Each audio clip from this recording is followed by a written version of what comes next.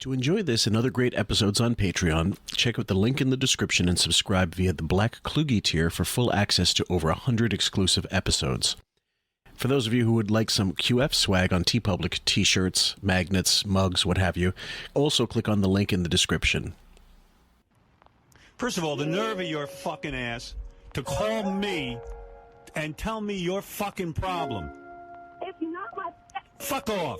Get lost. Get off and take your stupid subscription and cancel. Who cares, Dina? Fuck you. Fuck you, cunt. Fuck you. Do your audience a favor. Get lost. Don't do my audience. I'll do my audience whatever I want. I'll piss on this audience if I... Douche. I do have issues about people leaving me. I want to control everyone in my atmosphere. I am a puppet master, and I want everyone to be a puppet. He was saying goodbye to me, and he leaned in for a kiss, and I smiled so big that he literally kissed my teeth. I cheated on every one of my boyfriends except for Howard. For real? Mm-hmm. Really? The day I met Howard, my cheating days ended. You were a cheater? I was a cheater. I hate Beth. I think she's only after Howard's money, and she's a real horse face. Can you bang any of those stripper broads on the show? Teresa Lynn said you banged her. Teresa who? She was on here. She was in your movie, Private Parts. Oh, Amy. She's one then. of the, No. You, Teresa, the one with the, Oh, the no. little ass and the big. she never said that. She told That's me. a lie. Oh, Admit you're lying. that's Tony. She told Tony, did I ever bang Teresa Lynn? In New Jersey, welcome to the wrap-up show. Does any of you gentlemen believe that Beth actually loves Howard? Yeah, let's cut right to the nitty-gritty. Artie and I spent last weekend with him, and if she's in love, then she should get a fucking Oscar. If she's not in love, I should say. If she's in love, she should get an Oscar. Freudian slip. See? Uh-oh, here comes Beth. Howard is Beth. Howard is Beth. I'm knitting baby buddies. What are you doing, Beth? I'm knitting baby buddies. I could just see our blonde, curly-haired son. At least you don't have to pretend your dog is actually a child. Beth once even said to me, it was funny too, because Beth once said to me, you know, I wouldn't mind being engaged forever. Like this was, years ago. She goes, I just think the ring is so great. I would love to, It's romantic. And it's romantic, Yeah. and it's kind of cool. But the second I popped the question, she was like, well, let's get on the phone and tell everyone we're getting married. I went, whoa, Yeah. no, we're not getting married. We're engaged. There's no such thing. You know what it is? I'm so self-important, I just don't even remember meeting anyone. She was up here one day and I introduced you. Oh, yeah? Yeah. Listen, people, So I'm cured. I'm not going to be cured of any. I am me. I am just going to a psychiatrist so that I can feel better about certain issues in my life. That's all. You're listening to QF, a podcast about Howard Stern, and I'm Fillmore. How are you today, Ben? Are you doing all right? Good. I'm glad to dive back into this book. Yeah, we are actually making more headway than I thought. We're going into, if you're following along, guys, page 59, third paragraph of the hardback, and we're going into chapter 7, and we'll get into chapter 8 if all things go according to plan. So, I'll go with the clip that I think we might have played last time, but the clip is this one sounds even more familiar. I decided to cut down the barriers and just go into being myself on the air, he told a reporter. Strip down all the ego. I mean, what prevents an announcer from talking about the fact that he has hemorrhoids? Because he has an ego. Well, I thought, let's strip that away and be totally honest. Okay, well, I'm not sure the correlation between ego and talking about your hemorrhoid, not wanting to talk about your hemorrhoids. Except I suspect I think he's talking about like embarrassment. He's talking about an unwillingness to let yourself be exposed, really. Well, yeah. Well, what would be the reason to talk about that between songs? Your job was to play rock and roll songs in the morning, give traffic updates, weather updates, school closures, and talk hemorrhoids. But I think that the old ego thing was him doing transcendental meditation jargon, and taking some Maharishi Mahesh Yogi, thoughts on ego, and saying that's what I was having as well. So basically, I wouldn't be surprised if when he told the reporter this, it was after having interviewed, say, the Maharishi, which he did later on. I don't know that it was at the time he told a reporter this. Yeah, and it dovetails into the next paragraph, which talks about TM, which is a great segue. Thank you. He continued to seek peace through transcendental meditation. TM remained vitally important and helped him channel his energy into devising radio shtick. He was not the person you heard on the air, Beller added. That's the character he is. He's really a conservative guy from Long Island. I used to call him Jacob Javits. And in parentheses, it says Javits, the United States Senator from New York, was far more liberal than most of his colleagues, but still an establishment politician and Republican. So he would not want that out there, Howard. If you know, that's reason enough for him to hate this book.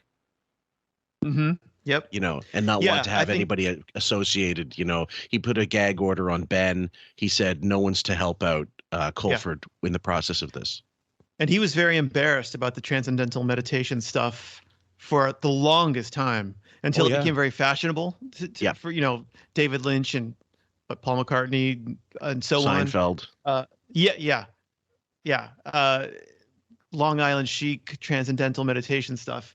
So in the same way that he was, you know, quiet and embarrassed about being Jewish for the longest time, and then later on became, that's all I am. You know, he was no longer the half Jew, joking guy. Now it's, I've been persecuted my whole life for being Jewish. Right. He you know, this was when he was Miles August. For those of you not in the know, that was a pseudonym he gave himself, like, for the, you know, personality, then decided to go with his real name, which he took from somebody else. I think it was the cousin of someone that he went to college with was named Miles August, something like that. So he just said, now that's mine. Well, listen, Miles August is a far and away a quantum improvement over Howard Stern, let's be honest, but obviously it worked out pretty well for him. So there's a little more that's not in the audiobook, guys. As the months passed, it was becoming clearer to people that in the radio industry, but not necessarily to Howard, that WWWW, of course, which is, he's at W4 in Detroit, guys, still, would continue to falter. Competition was strengthening. Shamrock Broadcasting was tempted to seek more lucrative opportunities with country music. In addition, there's so this is where it continues for the audio. Hold on. People realize Shamrock was one of the Disney family members was on the board of Shamrock. So Howard will sometimes say he worked for Disney. That's what he means when he says that. It's not like Disney Disney Plus is going to be running old Howard Stern episodes. Yeah. It's not that Disney that he worked for.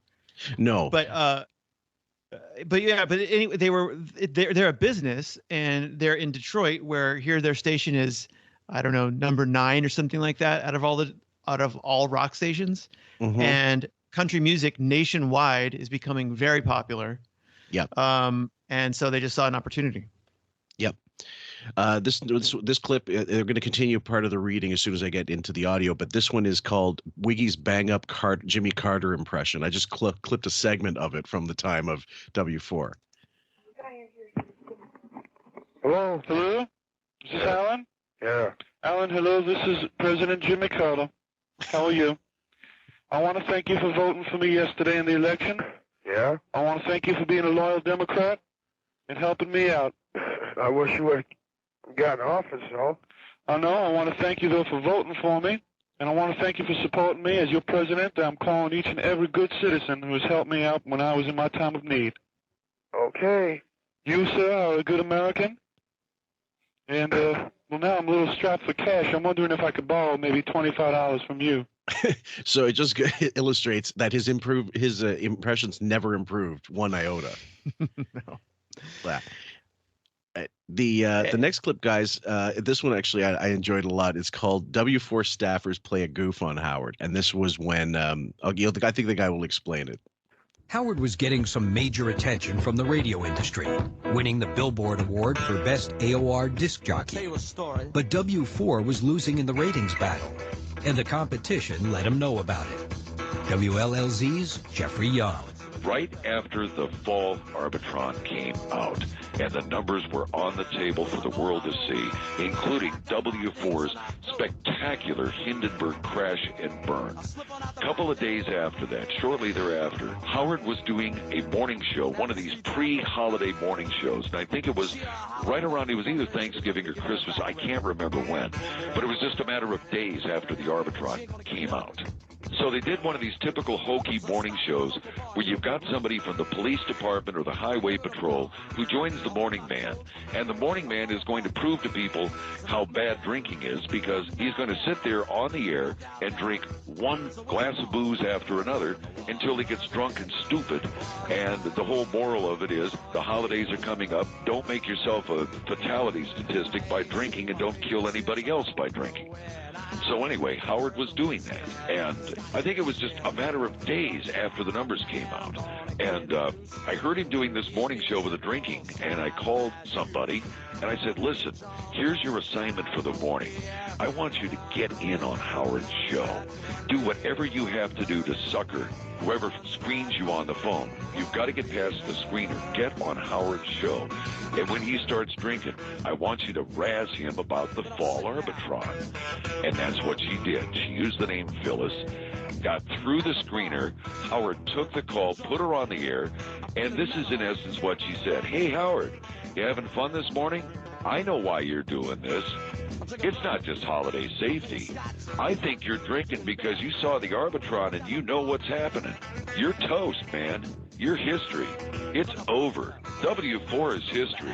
You guys lost the book huge. That's why you're drinking. Howard went wild on her, started yelling and screaming, slammed the phone down on her, on the air. He went wild. She waited until he was sufficiently drunk to where he would not have self-control. And he took the bait. He went crazy. And I bet he remembers that phone call. In the history of Howard Stern, the narrator goes, maybe not. Meaning they had access to it, I'm certain, and they just wouldn't play it. Yeah. Although I don't think he went straight live on the air. I mean, all of the phone calls were usually pre-recorded and played in between songs. Yeah, he mentions that at some point that he had to do that in order to, because of the technological limitations at W4. Mm-hmm. But the the idea that he would have thrown a tantrum is perfectly plausible based on how many calls we've heard. And the takeaway that I have from that is Howard's off doing yet another stale morning DJ bit that this guy describes. Oh, here's what you do. You go do this, you drink. And then, I mean, is there anything original he's doing? I mean, he didn't mention the hemorrhoids talk, but he's doing the drink. Do you really believe Howard was taking drink after drink until he got so intoxicated that he was teaching lessons? I don't. No, I don't. No, because it's one thing we've established after having done however many psychological based episodes on what we think is NPD. We know it's NPD. I'm sorry, we don't know. We haven't diagnosed him, but we're damn sure it is narcissistic personality disorder. He can't handle not being in control. And even if you didn't know the psychological terms, you would know that from listening 20 years that he needs to exercise supreme control over not just his staff, but himself and everything else. And one of your best analogies was the no sauce on side means no homosexuality. Oh yeah. So I mean, that's all microcosm. His fear is always that's going to slip out, that Mr. Hyde is going to slip out. I wish I could play the audio. I believe I clipped it. Raven sent me the audio from within the last week or so, or the last 2 weeks, where he says he doesn't believe in bisexuality. It was in an interview. That's not new. Yeah, he's been saying. Oh, did he recently say that too? Yeah, recently. Which would get him in. If he was any really to power, if he was really listened to, that would get him in serious hot water these days. Well, yeah, and I always wonder if he's such an ally to the LGBTQ plus community, what does he think the B stands for? It's bisexual, and he doesn't believe they exist, yet he's their ally. But anyway, maybe he's just trying to come out in his own little subtle way. Well, yeah, I would say that insisting that bisexuality doesn't exist means you can't be bisexual. So therefore, I'm heterosexual. So just by saying, well, I don't believe it exists, why would you not believe that it exists? Isn't Ralph or suspected bisexual? Well, you don't believe that there are people out there who would just have sex with anybody?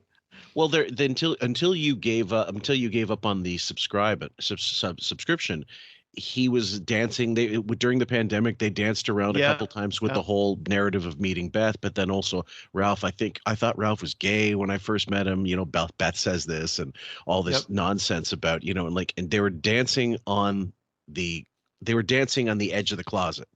Well, I remember it was Ronnie. If you tell us who you voted for, Ralph will tell us about his sexuality. And why is that interesting? Unless the answer is I'm not heterosexual. Right, and we know this because there was a caller that called in. We played the audio before in previous episodes where he caught Ralph making out with a guy. And it doesn't sound like it doesn't sound remotely like a bit. It sounds like a guy calling in to say he spotted Ralph. How can he believe that you can be born the wrong gender, but you can't be sexually attracted to both male and female? How does he not believe that? It's something else. I'm flabbergasted. My mind is blown. My mind is blown up. The next one is called. I think this. One of these is the clip that continues the reading, the audiobook, but I don't think it's this one. This one's 4D. WAN, no support staff. But then, virtually without warning, the station made a radical change. Something was missing. I didn't have the right support staff. I didn't have the right thing. And lo and behold, the whole station fell apart.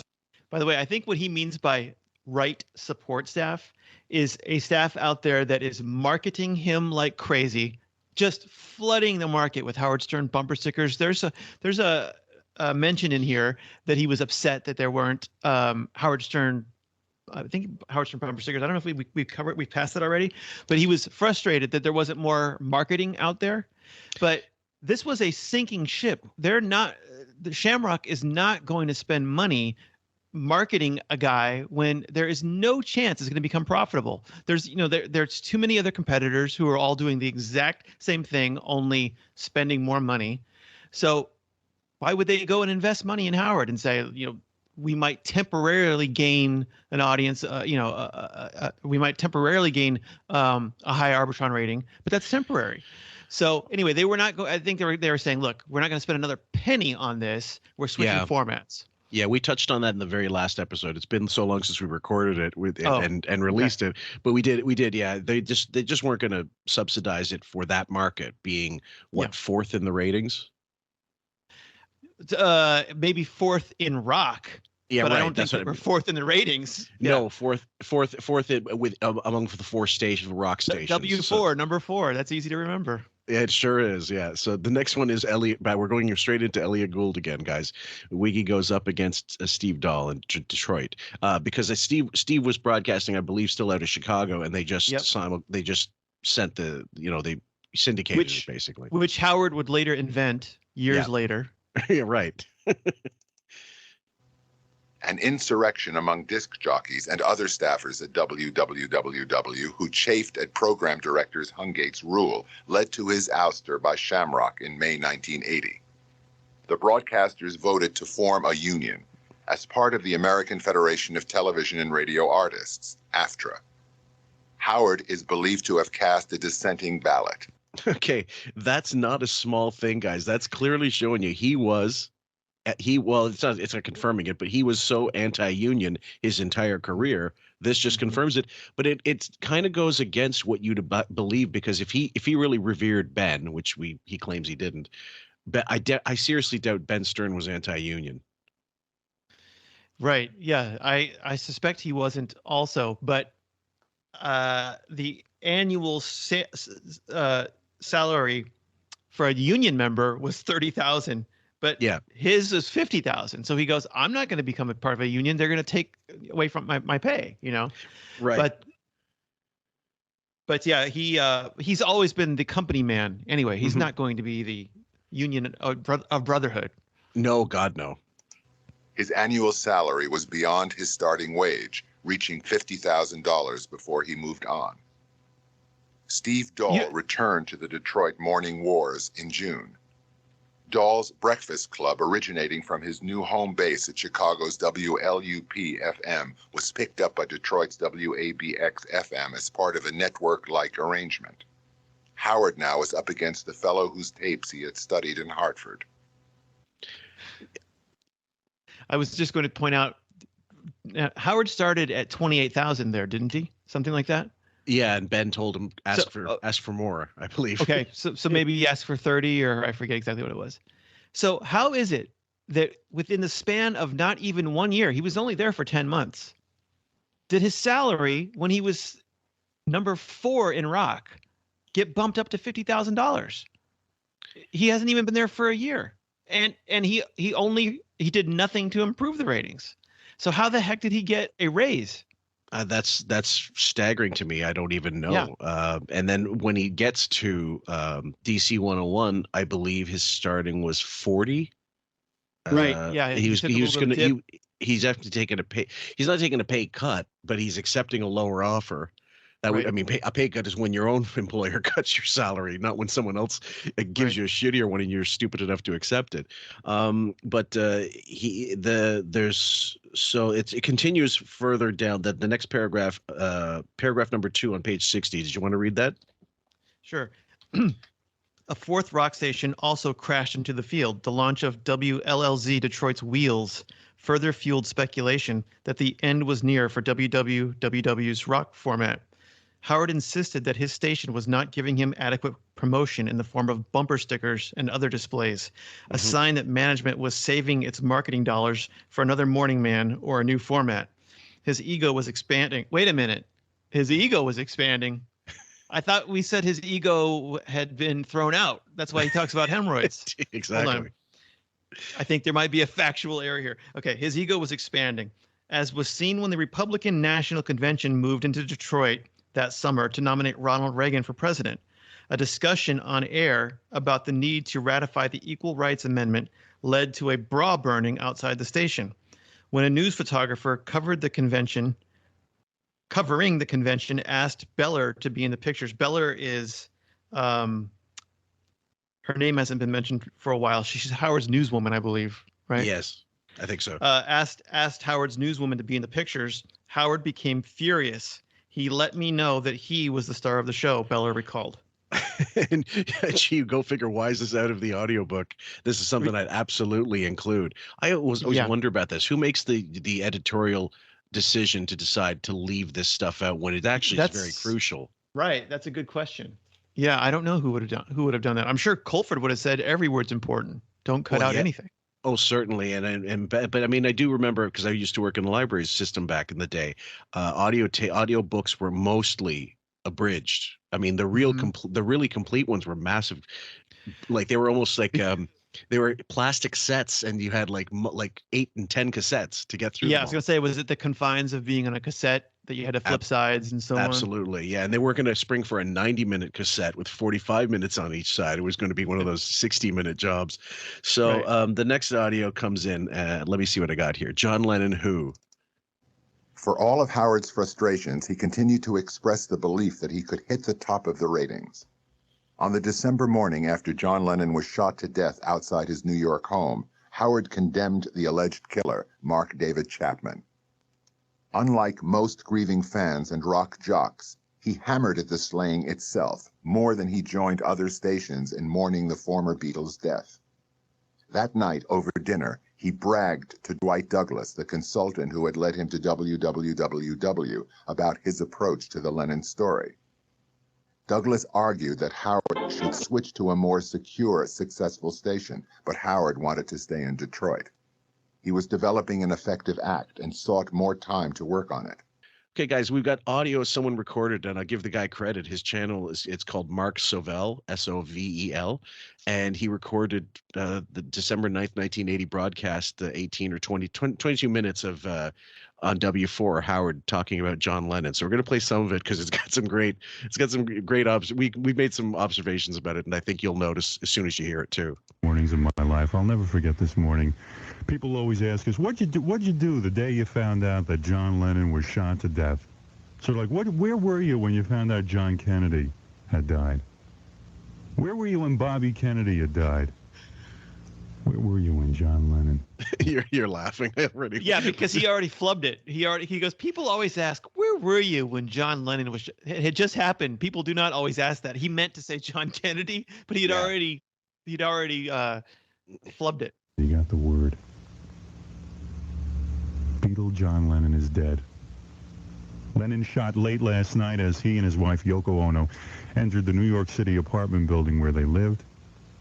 Lennon pronounced dead at a nearby hospital shortly thereafter, and police have charged scum of the earth Mark Chapman of Hawaii with murder.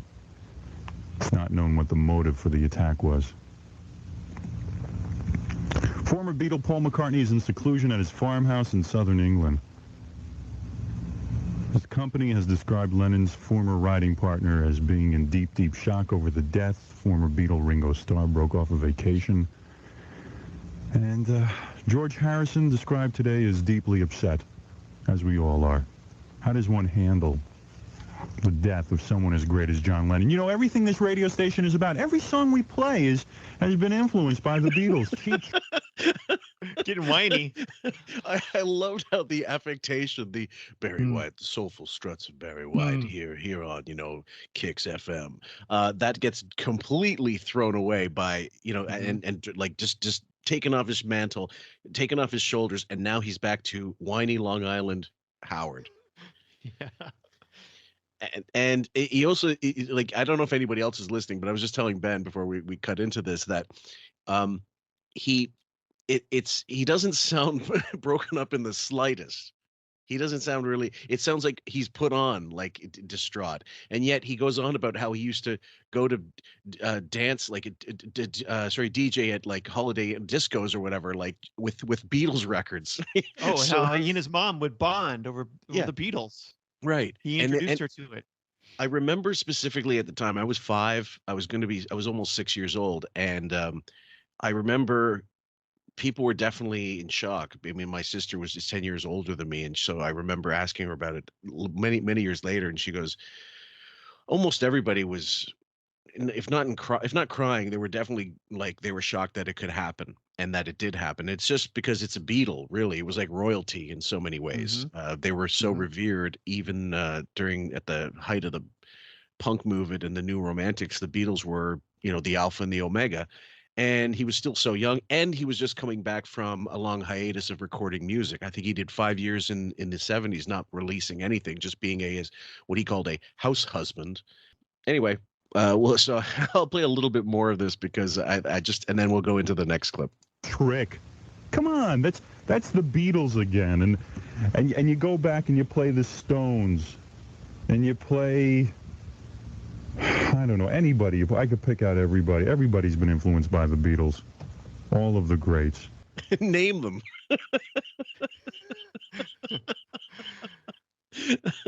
Anyway, that's a little bit of that. You couldn't ask him to name. You could not ask him to name 3 bands right now.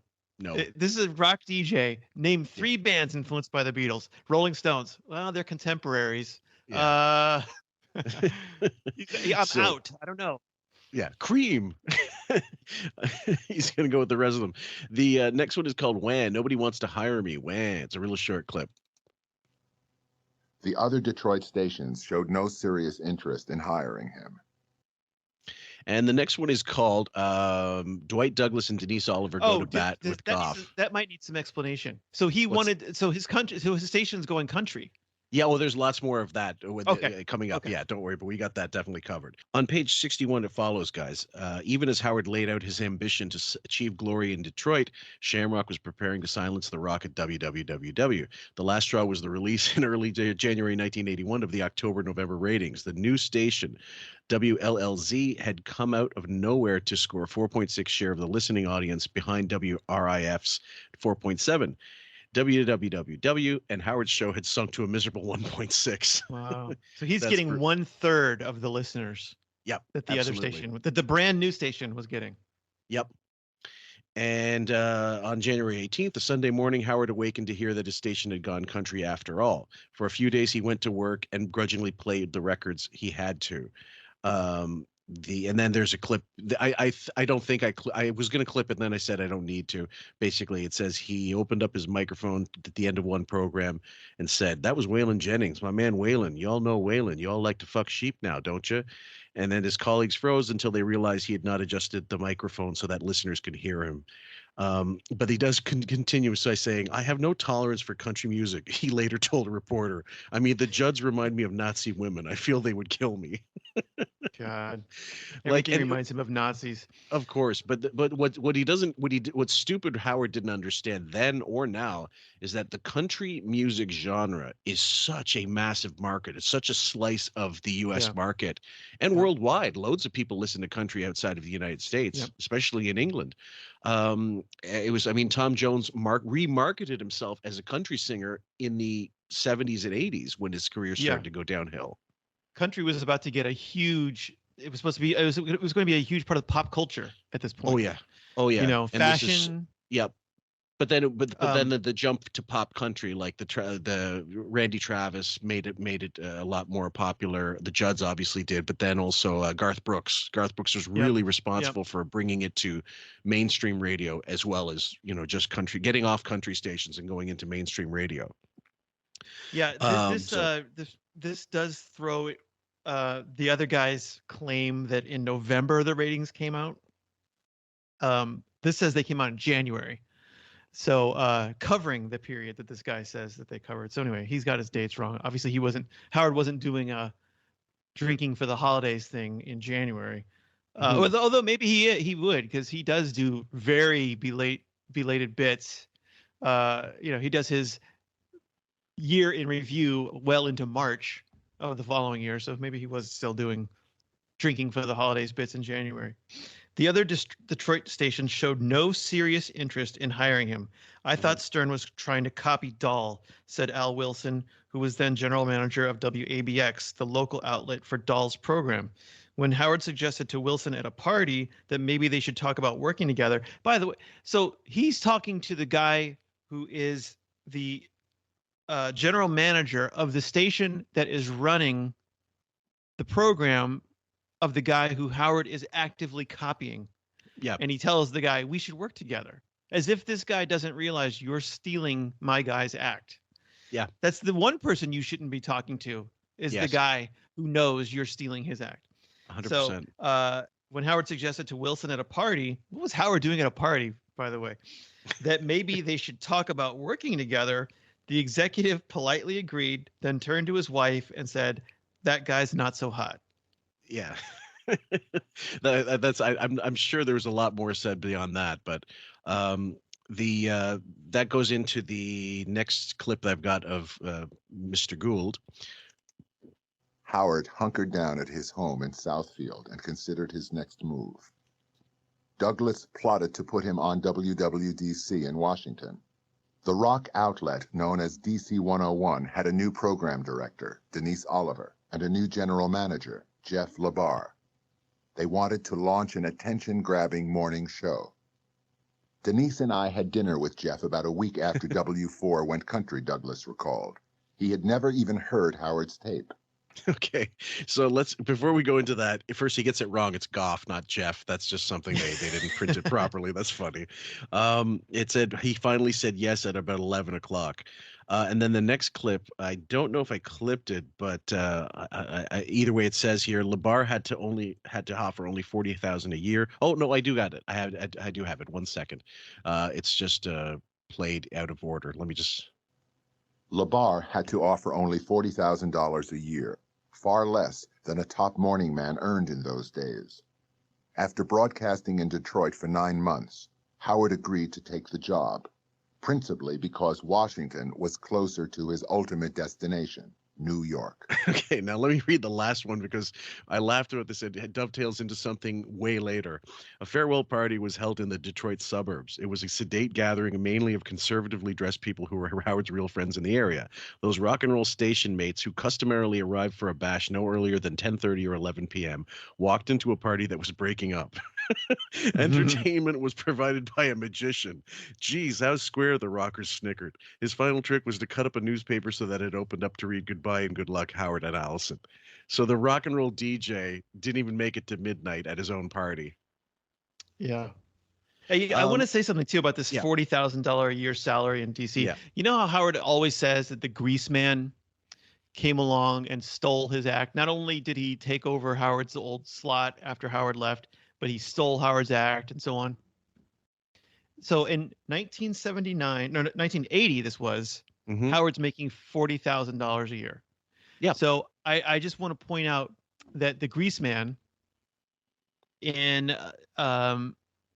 he was named top radio personality in the United States for 1977 and 1980. And in 1979, he signed a 5-year contract worth $1 million. So he was making 5 times what Howard made in the same time that Howard claims he was stealing from him. Yes. And he was already named Personality of the Year twice. Yeah, it's amazing how that happens, isn't it? Yeah. Yeah. So the next, but the it's helpful to when you take Howard's version of history, it's always going to be wrong. It's always going to be, wow, everybody stole from you, instead of the other way around. This next clip is called, guys, Husband of the Year award goes to Allison. Turns on the radio. She gets up, goes into the next room, turns on the radio, and she's like, oh, because she had just gotten a job too. And she got a real good job. She was working at some family counseling place, helping like schizoids, people who burn themselves with their own cigarettes. She considered that a good job. I was like, great. She's gonna help people who burn themselves. She was excited. I have patients who burn themselves. Yeah, so she was like flipping out because like it finally hit her what a dope her husband was. Like, and what a mess he had made of her career. Yeah, and like, what is she doing with me? Quite frankly, because I want to get out of Detroit now. Someone was giving me a hard time. She didn't like it there. She liked it. Oh, she did? Yeah, she was giving me a hard time. Like, how can we, I want to stay in Detroit for at least 2 years. I want to get out. Who wants to be in Detroit at a loser station? So this was like a blessing for me. Oh, you were looking for this. Yeah. So this idiot cavalierly says, it's where I need to go. You're not so important. Your job and what you feel like you need to do is not nearly as important as my career. Yeah, this woman who has a master's degree. Yep. Whose resume is looking really bad because here she goes and starts a job and then months later leaves. Starts another job, months later leaves. Yep. Just because he's not liking the country, the format change, or because he's floundering. Let's be honest. Nothing to do with country, nothing to do with any of the music. It really is about, I'm not big enough here. Yeah, and it really doesn't sound like they're in a marriage. It sounds like he's in this for himself, and you had better support me, or else you're my enemy. Never any consideration for her career. Nothing. Absolutely none. Next clip is called Other W4 Staffers on Wiggy.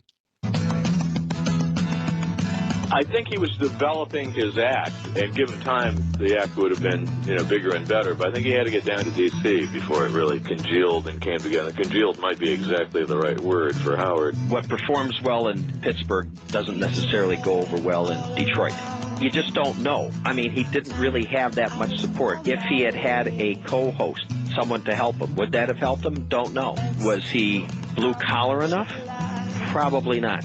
Did he bring that East Coast edgy shit with him? You bet. Detroit's a backward town, so it takes a little bit more time for things to catch up. Anything takes time to grow, and with the demise of W4 going country, Howard, I don't think, had enough time in the market to make his thing work for him. Back when Howard was at W4, he was not a ratings leader. It's when he left us and went to Washington is where his career took off. Now, the thing is, he was never going to be blue-collar enough for Detroit. He sounded like a whiny little bitch. And he just didn't sound like they wanted, this is absolutely in 1980, a blue-collar auto manufacturing town, really just going, this is, the hub of automotive engineering. And you want someone really into the music, and I can imagine him playing Pablo Cruz at W4, and then screw the country and western change. It's just a matter of he never would have worked there. I don't think. Yeah. It was. I would love to know what he obviously is not and has never been blue collar, but I would love to know what I would love to know what to their ear he sounded like. Like, we hear a phony guy, we hear him doing this fake voice and trying to be poised and so on. Yeah. But by blue collar, I mean, I wonder if they just mean like you listen to him and he obviously doesn't know what he's talking about. He doesn't know any of the venues. He would never go see one of these performers. Nope. He sounds completely inauthentic when he speaks. Yep. And also, you can hear this guy's Detroit accent coming out, or it's some kind of Midwestern accent coming out as he speaks, which it's just like oil and vinegar, or vinegar and water. I mean, hearing these two, vinegar and water, hearing these two, am I saying that right? Oil. So were you thinking vinaigrette? Clashing thing. Yeah, vinaigrette. It's like vinaigrette listening to these two different accents. But you hear they are not compatible accents. Well, no, God, no. I mean, like outside of, and I hate to sound like provincial like this, but I think there is a definite. I'm trying to. I always have to go back to Johnny Carson, who was, a guy from Nebraska, same as Dick Cavett, went over to New York to make it big, did make it big, went over to California to continue to make it even bigger, and the country, from start to finish, like from left to right, most of the country loved him. Why? Because he was apolitical. Even though he made fun of political figures, he didn't make fun of political parties. He made a point to, stick fingers in pomposity as opposed to, poke holes in pomposity as opposed to projecting some kind of bias one way or the other. And then he shouldn't have. He shouldn't have been able to market himself to the Hollywood elite because he's from Nebraska. But he managed to, because he was talented and he was funny, and he'd already, unlike Shuley, he'd really paid his dues writing for the Red Skelton Show and other things, and doing a lot of work to get to where he was. So with Howard, there was no way he was ever going to transition really to becoming a Midwest sensation. And even on the West Coast, when he did get his move to California and LA, Spanish stations were going to beat the piss out of him. Mm-hmm. Yeah, I think entertainment was a lot more regional back then. Very much so. It would stand out that you're hearing an accent on talking about local high schools and stuff that's not from your region. And mispronouncing all the words and so on.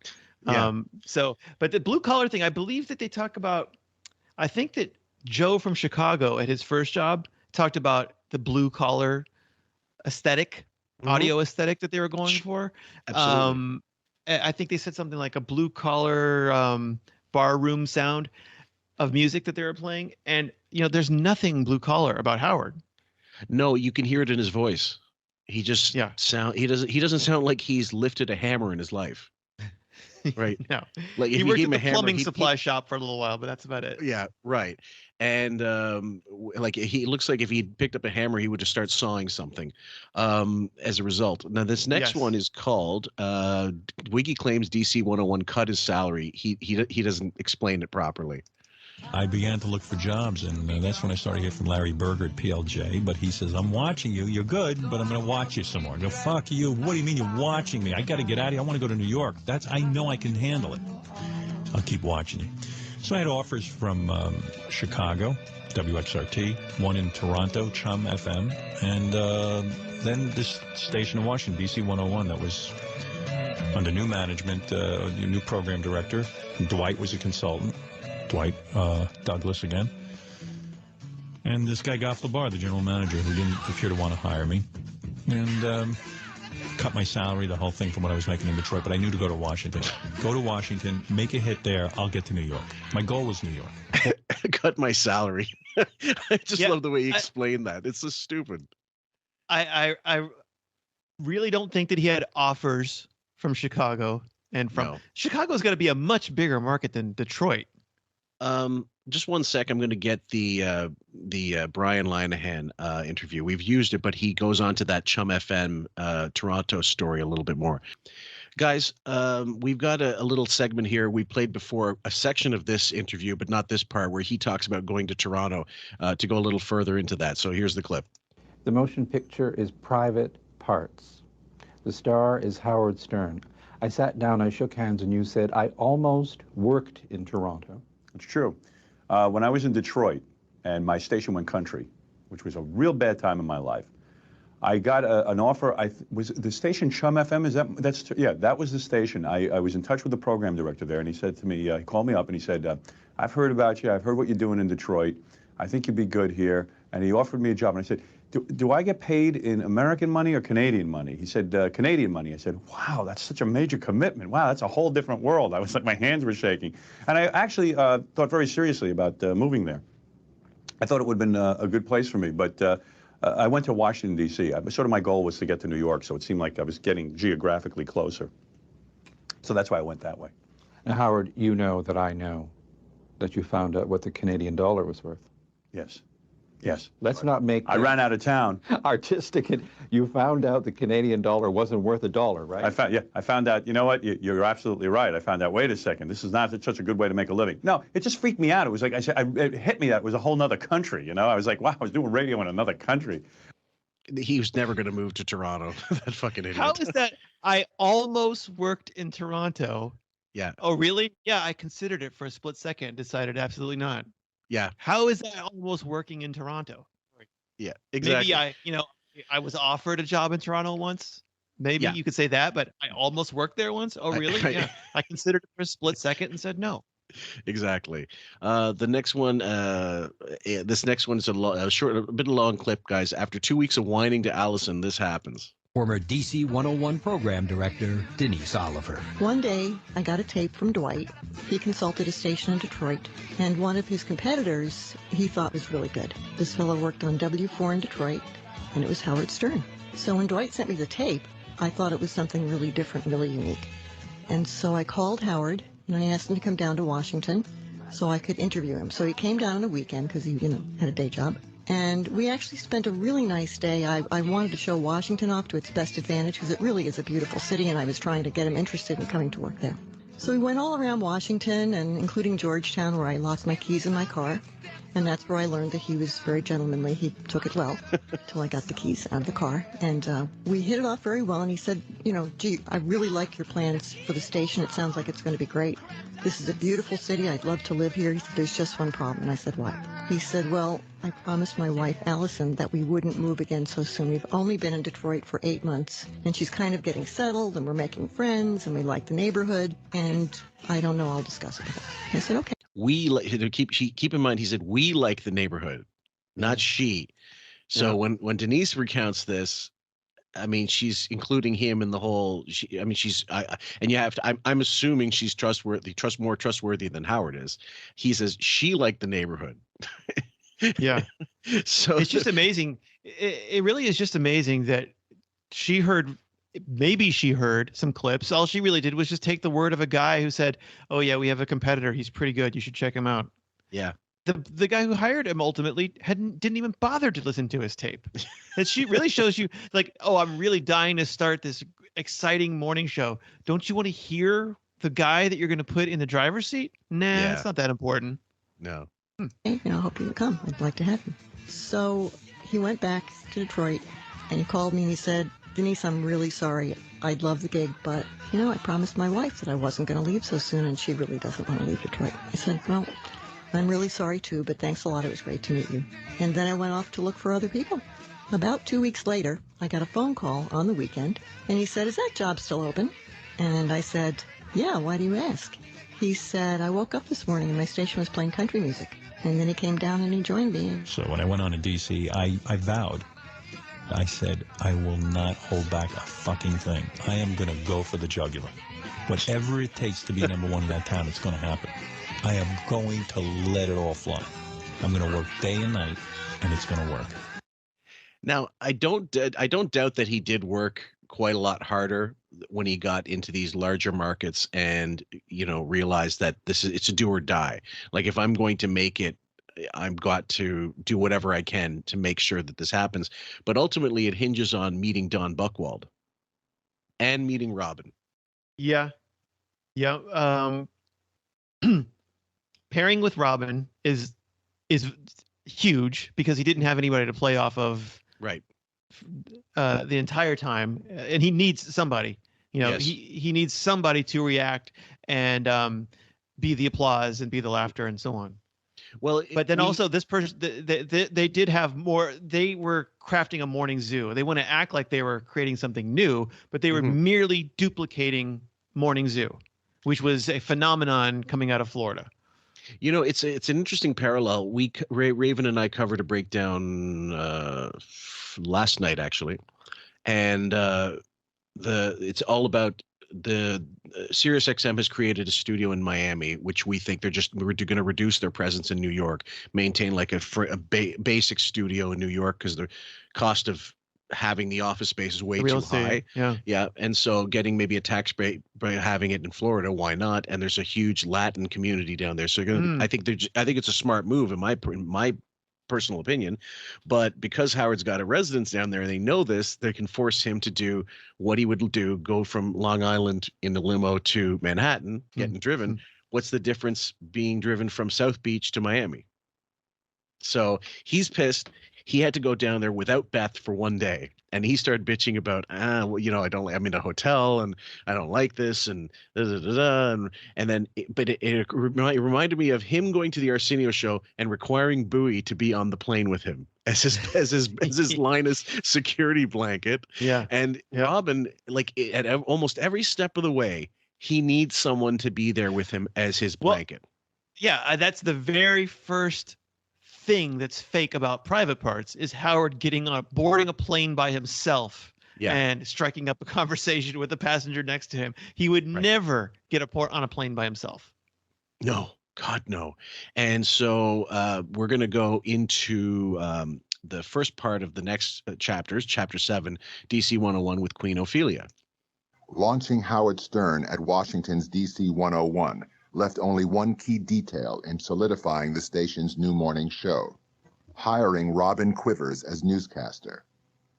Program director Denise Oliver had a tape of Robin presenting the news at Baltimore's WFBR AM with Johnny Walker, the station's irreverent morning man. Walker joked and Robin responded with a rich, jolly laugh. Oliver shared the tape with consultant Dwight Douglas, and he thought the laugh was wonderful. In addition, Robin was black. This would make her a bonus in a regulated industry that routinely sought to head off government concerns about minority employment by having at least a few persons of color in on-air positions. She also could serve as an effective counterweight to Howard's often racially charged antics.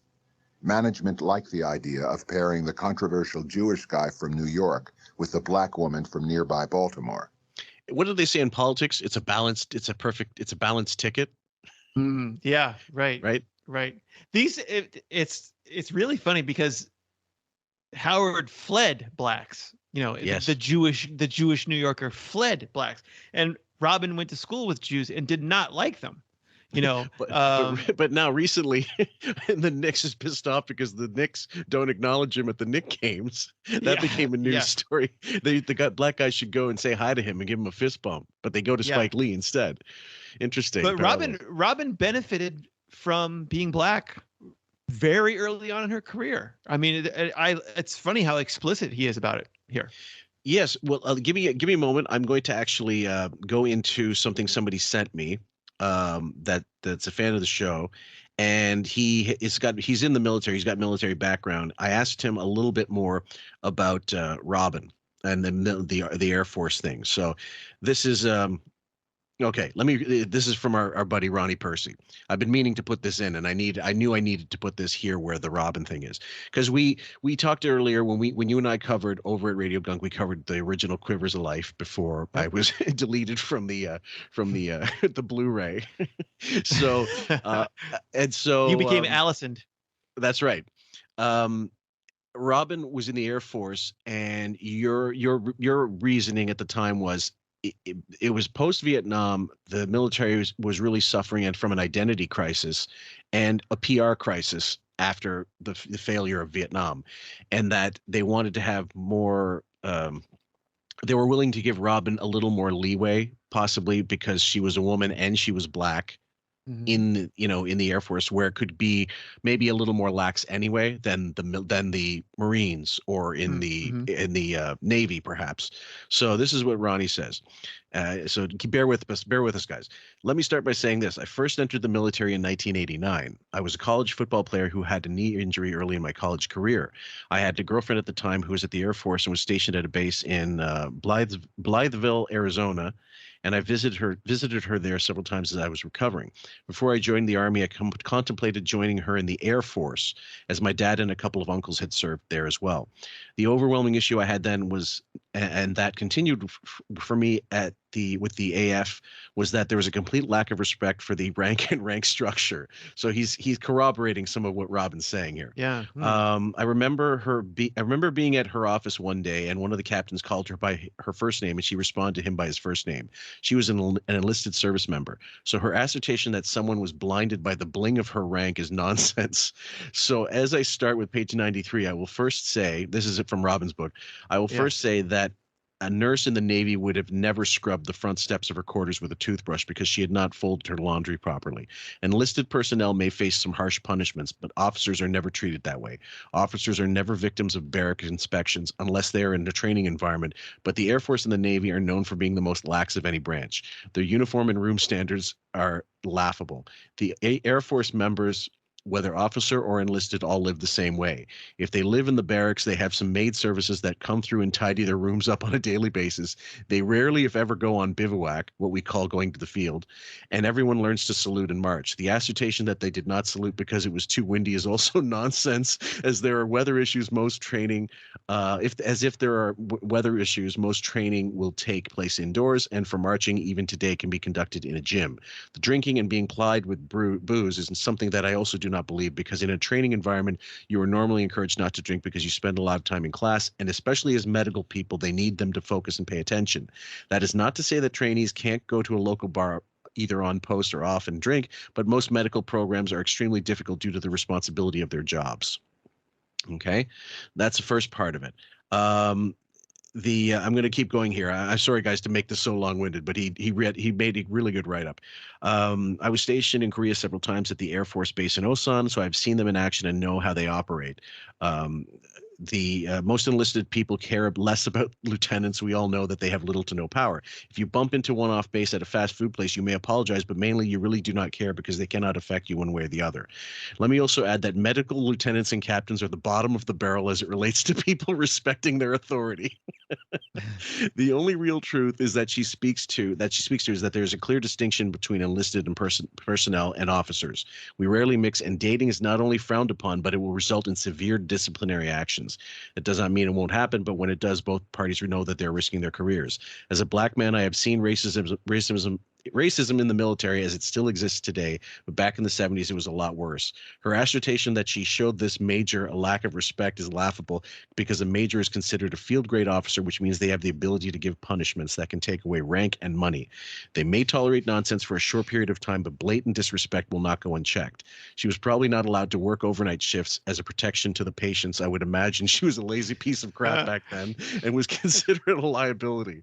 Her prior experience as a nurse would have gotten her some wiggle room, but being disrespectful and lazy would have had her standing in front of a colonel, which the hospitals are full of. In terms of falling upward, officers receive automatic promotions. The standard time is to go from 0 to 1 to 0 to 3 is about 4 years.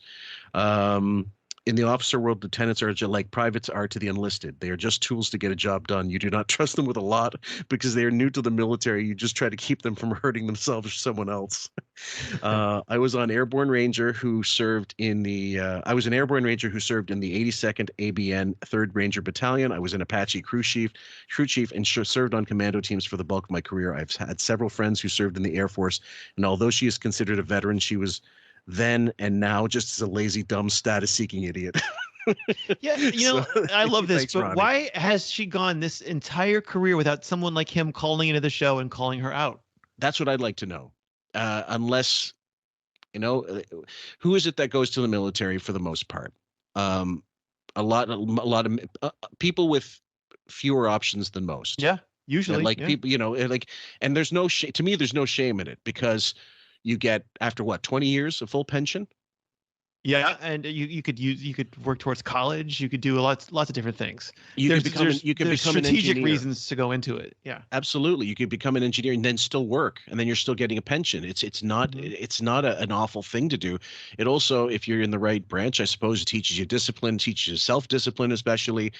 There's all these things, working with groups. It's a wonderful way in some ways to, learn to work with others. Let's be honest. And somebody like Robin would have, that would have been an impossibility the way she is. Yeah. If we could spend one more second here on Robin, I just recently heard, and this is exactly what I believe happened. Yeah. But I just recently heard about this false memory syndrome that became really big in the 1990s. And it says here, Robin's book came out in 95, I believe it was. During April the late 1st. 1990s. Okay. During the late 1990s, there were multiple lawsuits in the United States in which psychiatrists and psychologists were successfully sued or settled out of court on the charge of propagating iatrogenic, which is induced in medical settings, I believe, memories of childhood sexual abuse, incest, and satanic ritual abuse. And it's the in the false memory syndrome that's talked about in Wikipedia. So this was a popular thing in the 1990s. This is Wikipedia's false memory syndrome page. But if you type in 1990s false memories of childhood trauma, British Psychological Society brings up an article, false memories of childhood abuse. Okay. The Guardian, families are still living the nightmares of false memories. Okay. So it's, New York Times last year. There's loads of citations. Yeah, so this is from I guess it was called the Recovered Memory Movement. And that was the New York Times did a story on it last year, the Forgotten Lessons of the Recovered Memory Movement. Interesting. And I believe, and I've said this, that Robin's unearthed memories of childhood trauma were planted memories of childhood trauma. They're not unearthed or created. And they're created. And you don't find yourself as the only person in a room full of people who has no trauma to share suddenly speaks up and says, "Oh yeah, my dad tried something on me once," and they say, "Wow, that you got some nerve, you're a badass," whatever. But I mean, but not just only says it once, but alone to the only person who can corroborate this, who may or may not exist, because she may not have done this to begin with. Yeah, like right. You can only believe so much of Robin's book. It's such science fiction, and that it's timed to. Well, he's got Alzheimer's, so of course he doesn't remember doing it. Yep. So, but I really believe that Robin. I mean, if you know of someone who is easily swayed by a psychologist and some fake movement, who would it be? Robin Ophelia Quivers and Howard Stern too. So anyway, I do believe, and I've said this many times, that did not really happen. That this was her fitting into this cult that she was involved with in San Francisco. Yeah, well, I think there's absolutely, because that's where all that so-called memory was recovered. I keep saying it's landmark form now, but it was EST back then, and she was paying, and EST requires people to pay for. It's almost like auditing, for the you have to pay for. If you're a Scientologist, you have to pay to get to certain theta 7. You got to pay a lot of money for these to get audited and what have you. And I think that with her, like we postulated at the time, it was like the mid 90s. Everybody was coming up with these Roseanne, books that Fran Drescher, the two big names that I remember. But Fran Drescher talks about actually being raped. By a complete stranger, if I can recall. It wasn't date rape. It was I think it was two men broke in. Yeah. Yes. Yeah. And then she was on the show, and Howard interviewed her about it. And I'm sure he wanted to get the titillating aspects of it.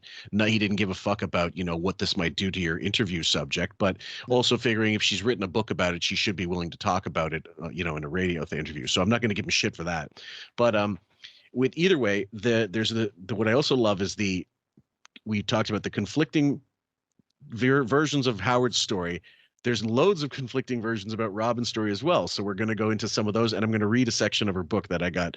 I threw out my copy, but thankfully there's an online copy. You threw out your copy? I threw it out. I just didn't want to even have it in my collection. Wow. I was just revolted. It is. We covered it. It is the darkest book that I own. And you own you own the Book of Satan. I'm sure. No. Well, yeah, that's where she got some of her ideas about what happened to her childhood. Maybe. No, I remember reading this book going, this is dark.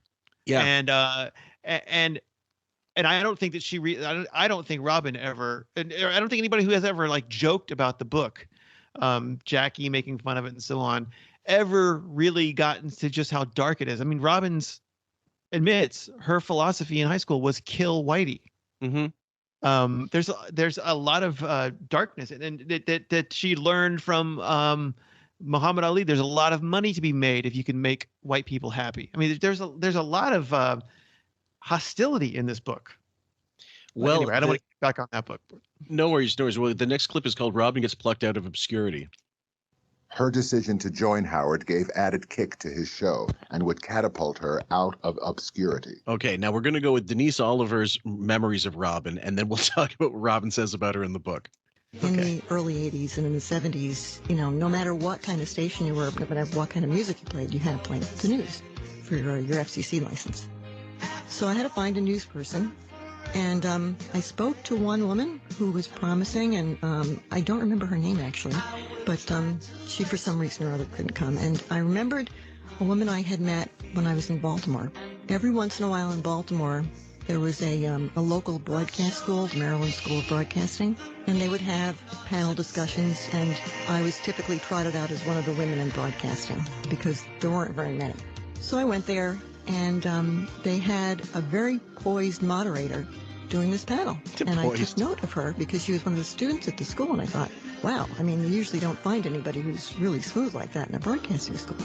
So she was still in the broadcasting school, and we really didn't get a chance to talk much, but I just remembered her name and remembered her. Her name was Robin Ophelia Quivers. Okay, now the smooth is if when you see Robin immediately, like right away back in those days, you might think, well, she's got it all because she looks put together, loads of makeup on, whatever, rich, this, that, and the other thing, friendly, affable, whatever. But then it doesn't take very long to get into Robin's real character, and it's actually a big turnoff. And so there's one Bill Boggs interview she does in 1984 where the nervous laughter is just over the top. I'm going to remaster it and try to get it a little better condition before we play it someday. But either way, this is from Robin's book. At that time, Denise was program director of 98 Rock in Baltimore, one of the most successful album rock stations in the country. For a woman to have achieved her level of success in a virtually all-male area of radio was impressive, to say the least. Because of it, she'd achieved national recognition, and in my book, this made her a need-to-know person. Star fucking Robin at her best. I planned to do the most excellent job I could that day, and the fact that I was moderating guaranteed that I would get more than just a chance to ask questions. So imagine how disappointed in myself I was when Denise and I wound up arguing about music at the brief reception after the program. The incident demonstrated to me that I needed to learn to control my compulsion to argue every little possible issue. Still, I followed up Denise's appearance with a thank you note and added her name to the list of contacts I wanted to keep in touch with after graduation. So there's a couple of things about the book that I'm going to read from page 141 and 140, a little segment of her job, hopping from job to job. But yeah, go ahead. No, I've nothing. I just, what could Robin have been passionate about music? Yeah. Okay, fair enough. The next clip is called Hottie Robin Tells Her Side of the Story. I didn't know what I wanted to be when I grew up as a child, and so I somehow wound up being a nurse and going to nursing school. Somehow. When I got to college, and that's what I did for the first 6 years of my life, and it wasn't like I then realized I was supposed to be in radio and then immediately got myself a radio job. I stumbled around for a while thinking of other things that I might do because I knew it wasn't nursing for me for the rest of my life. And it was almost by accident because I finally got so desperate that I sat down with the Yellow Pages one day and I said, I need to find myself a new profession. And I'm just going to flip through this book until I see what I'm supposed to do. And I sat down and I wrote down the number for a broadcasting school, the number for a business school, and the number for some other kind of school. She made it through the B's, it sounds like. Yeah. Broadcasting business. I'm getting tired of this. She, I told you, I've said before that she writes in her book as if she's a passenger in her life. Yes. Like it was always, the language is always, I found myself here. I found myself. Fate led me to. And in this case, she goes, somehow I became a nurse. Yeah. Somehow? Is this quantum leap? You just leapt into this body and you're, here I am as a nurse. You took steps, didn't you? Right. She got as far as broadcasting in the phone book, but just missed bullshit. Business. She missed business. Yeah. Yeah. She could have been a butler, maybe, if she got a little further. A little further. And I said, I'm going to interview each of these people, and the one I like the best, that's what I'm going to do. And I never kept the other two appointments. I went to the broadcasting school, and here I am. Once I got into broadcasting school, I looked at what the disc jockey did, and I looked at what the news person did, and I said, I can't sit there for 2.5, 3 minutes waiting for that song to be done before I can speak again. Okay, first off, I love she blew off 2 appointments rather than, call them off and say, and she doesn't mention she called them and said, sorry, I can't make it. She just said, screw it. But then the idea that she, has to have her big yapper open for the majority of the time. That's at least honest about that. So and it looks like the journalists get to do all the talking, so that's what I'll do. I didn't even finish school before I got my first job. I had no idea that I had a pretty decent voice, but as soon as the people at the school heard me, they said, you know what, you could actually go someplace in this industry. And they started introducing me to people in the industry and sending me out on auditions. And so before the term ended, I was already hired to work at a station in Carlisle, Pennsylvania. I was hired to do the news in the morning on the half hour, and then there was a half-hour long midday newscast that the afternoon anchor and the morning anchor used to do together.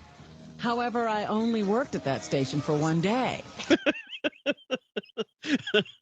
I love that. She goes, this says here, 2 p.m. of my first professional day in radio found me sitting in the office of Lloyd Roach, as general manager of WCMB Harrisburg, a top 40 AM station in a medium market. Again, I was told that I had potential and I was offered an opportunity at $60 more a week than I was making in Carlisle. I couldn't refuse. Given the fact that I would be leaving W100 after 1 day on the job, I wanted to give them 2 weeks notice, but Lloyd said it was now or never, so I took it. What a shithead. Yeah. Yeah. Robin has no idea that what Paul Colford says, look, the industry had a good reason to cultivate black talent because, this industry needs it. And she even said there's not very many women. When all they needed to see was that Robin was a black woman, they go, you've got promise. Don't even bother speaking. I don't need to hear your reading. Yeah. I don't need to hear anything else. You've got potential. I mean, she probably was the only person in her class who looked like Robin. Well, yeah, I would say, especially coming out of Baltimore, maybe. I don't know. I mean, what would a class of broadcasting in Baltimore look like? I mean, I don't know what the demographics would have been like. But it's maybe black, but not female. So in some maybe cases. right. But she's ticking a lot of boxes is the point. Yeah. She's ticking a lot of boxes, and they don't even have to graduate her. No. You're so in demand. You don't understand how badly we need you. The only way she could have been better is if she was a senior citizen and gay.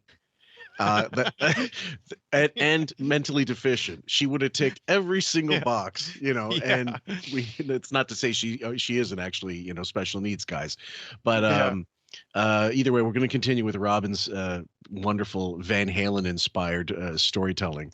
Because the guy who was leaving the job to go to work at a station in Harrisburg sat down with me to give me an orientation to the station, and he said, let's do this, midday newscast together today. It's my last one, and I'll do it with you. It'll be your introduction to the station.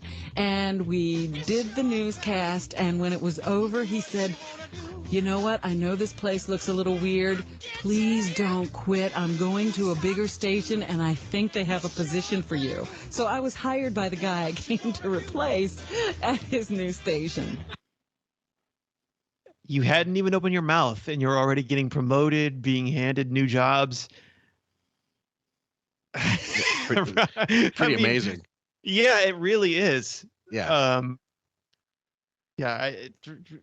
Robin doesn't stop and think for a second. I wonder why that was. I hadn't even opened my mouth, and they were handing me a higher paying job. Well, guys, at the risk of sounding like some kind of like out of touch white guys, it's not about that. It's about you have to understand the context of what the radio was looking for in those days, in certain markets, and especially in Howard's context, where he was saying like racially insensitive things.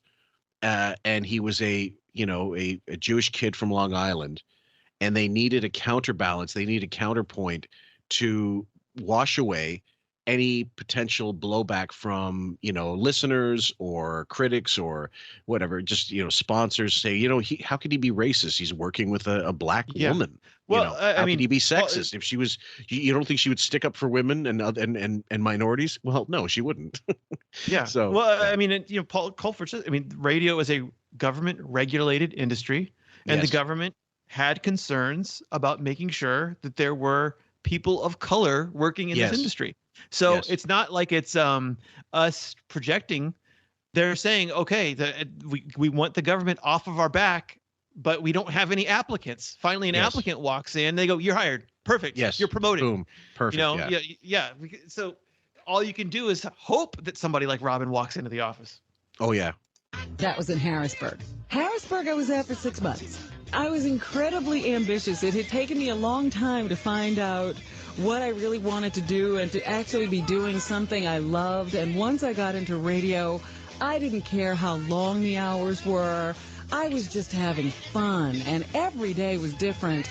And I was just voracious. I was trying to learn as much as I possibly could. And in 6 months in Harrisburg, I decided, you know what, I think I've gotten all that I can out of this place. I need to move on. And I contacted some people I had met in Baltimore and told them what I was up to. And he just said, if you ever have any openings, remember me. And within that 6-month period of time, I got a call from one of the program directors of a station in Baltimore who was starting a new midday show and was looking for some talent. And they found me, the talent. Yeah. Yeah. This is like fairy tale stuff. Like you're in the business for 6 months and you decide it's time for you to move on to bigger things. Go ahead. Just that is, of course, everybody right out of college thinks that, like, oh, I should be making this, I should be whatever.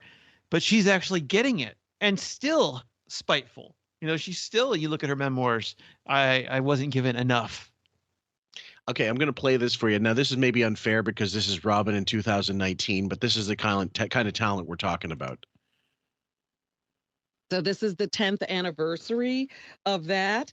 And, that's the kind of stuff the Coast Guard does. They man the waters and make sure people are safe and rescued.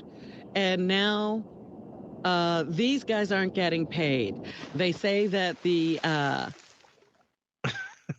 like the amount of us in that particular era, but this is the year before they got rid of the news. She was not in a good condition to be able to do this. Yeah. But before that, the robiniswrong.com, the whole website was founded on not even that she was getting stories wrong, but that she was not owning up to the fact that she wasn't reading anything first time. Now, early on, she might have. I'd say early on in her career, she did read beforehand and did a professional job. But her copy was shitty at WNBC when they finally get there, that she couldn't do 4 stories in 5 minutes. I wouldn't say she was a strong reader. No, God, no. So she said, I solved it. So what I did was I just condensed 3 stories in 5 minutes and stopped at 3. I just did less than I was supposed to, which is every underachiever's goal in life. And so, like, at some point, I'm sure she was more professional than she ended up being. But once she got the big money with Howard, and later on, I think she got hella lazy. Well, anytime Howard has ever had to step away from the microphone for just moments, yep, Howard and Fred and Robin panic.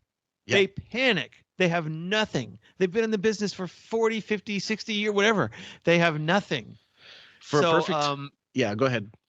And you've heard her in her attempts to branch out. Oh, and it's just the nervous laughter. Yeah. And another reason why I say that book of hers is so dark is because we're used to the nervous laughter Robin, right. Not the remembering herself as being this venomous snake, just who everyone feared and all that kind of. No one feared. I mean, maybe in the back office they did, because she treats people who are subordinate to her very poorly. Mm-hmm. But if you just had a conversation with her, you would go, okay, here's a person who's obviously trying to get by on this fake laughter as a survival tactic, because they're not very swift. They're not too sharp. Yeah. But anyhow, that's not how she sees herself. It was great. I was learning a lot. It was a bigger market. I was really excited about it. I liked the people I was working with. And once again, I felt I was in a position that I was going to learn a lot. Unfortunately, I didn't get to stay there that long either. One day, I was off in the afternoon, and I tuned in WFBR, and I heard Robin. And I thought, wow, she sounds great. And not only that, but she's got a great laugh. Imagine if you put her on there with somebody who was actually funny, because this disc jockey wasn't. And she was doing her best to make him sound amusing anyway. As soon as I started working there, I started getting calls from a woman named Denise Oliver. And she started calling me, as I said, as soon as I got to Baltimore. She heard me on the radio. She started soliciting me to send her tapes. She started taking me out to lunch. I was actually being courted, to work at a station in Washington, D.C., and I just didn't think I was ready. She really had to coerce me into taking this job, because I'd been moving so much in that first year of broadcasting, and I really didn't think I was ready for Washington, D.C., but every time I had to get ready really quick because those jobs were there.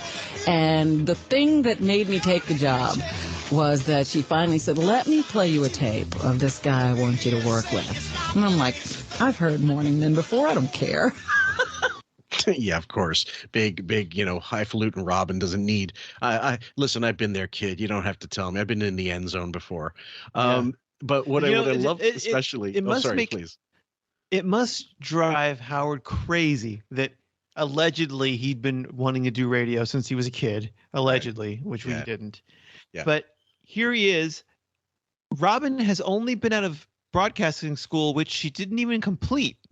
For 1 year, right? And they're courting her in D.C.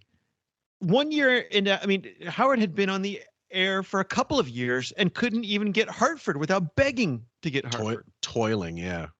Yeah, and then he literally had to beg because the guy said, "You're not good enough," But there were no stations beating down the door to get him.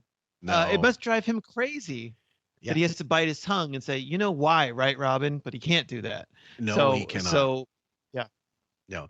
And so this come from the audiobook that I cut for the aforementioned episode. This one's called Nostradamus. Denise was so sure that Howard and I would make a great team that following a brief conversation with him after he and I talked on the phone, she extended her hand and welcomed me aboard. Howard Stern was going to be phenomenally successful. I knew it the moment I heard his tape. I was going to be the newswoman on this incredibly popular morning drive show in a top 10 market.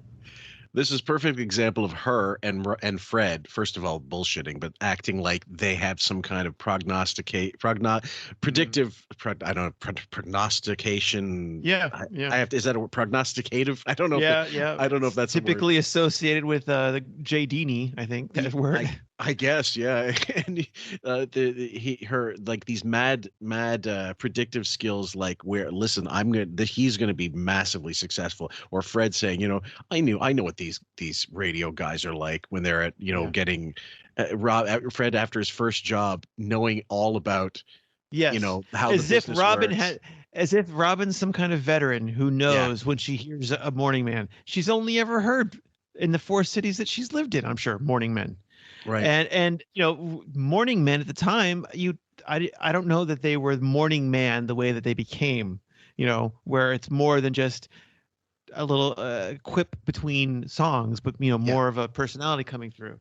Yeah. But listening to her delivery, her just do that read, who would listen to this and go, I've got to have her on the radio. She sounds great. Well, she sounds terrible. Well, she well in this particular book, yeah, she was nasal for the audiobook yes, recording. She was, and decided to go ahead with it. And the sort of dullness, the flatness of the sound, guys. Sorry, that was from the source material. That was a cassette, same as the. So I couldn't do anything about that. I tried to soup it up as much as I could, but the next clip is also from the same source: the Queen, the Fruit, his wife, and their barnacle. While I thought I was going to be furiously clutching the threads of Howard's coattail, he was thinking he'd found a full collaborator. He had always envisioned a show in which the personality, not the music, was the draw. He wanted to be that personality, but he also knew that he couldn't do it alone. He was looking for a few complimentary co-workers to help carry the ball. You know, when he read that, he must have got furious.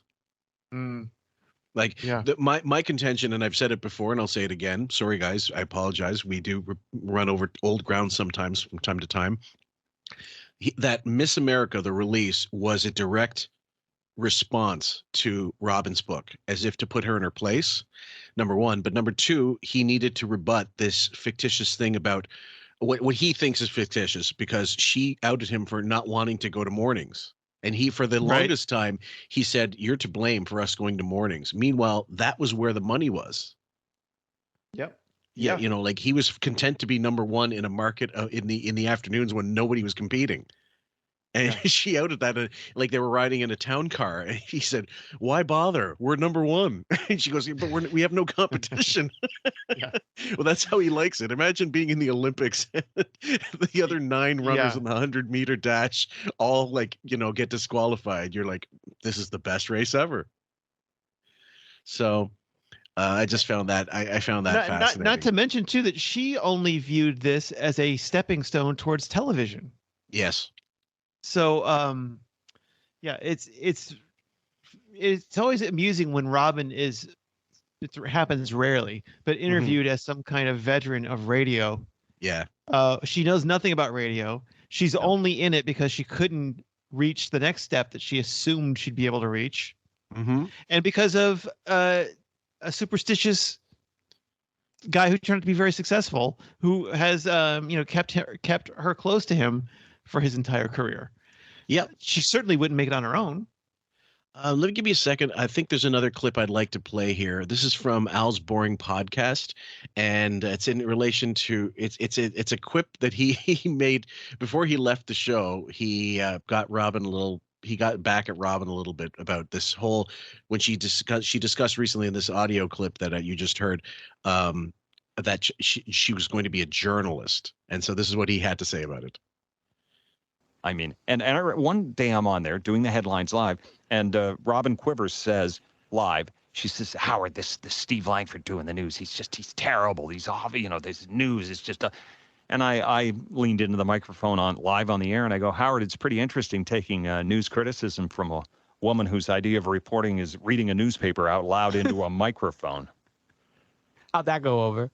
Well, I think she, you know, we went back and forth, and Howard said something about, we're, you know, having a dispute here in the studio between 2 reporters. And I said, Howard, there's only 1 reporter in this studio. Well, that's unquestionably true. Yeah. Robin's not a reporter.